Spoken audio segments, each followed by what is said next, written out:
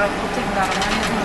В Узбекистане вроде у них по доллару отправляет, а у нас же можно по российским рублям отправить, а там доллар за это.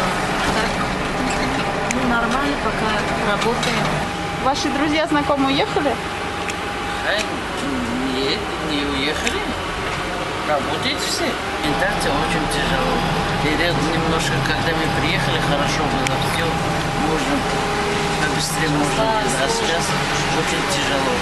Здесь лучше считаются, да? Поработать, чтобы? Да, поработать лучше здесь. Немножко заработать можно. Немножко заработать можно. У вас нельзя заработать. У нас государственные организации нет, все Ну, все равно. Ну, там в частных же тоже надо работать кому-то. работать, но свои берем. Все свои Трудно с работы, да? Здесь вот государственная пришла, например, устроилась на работу. Работаешь. Каждый месяц получку получаешь. Знаешь, что такое делать. Это стабильно, да? Да. Все-таки стабильно. Да.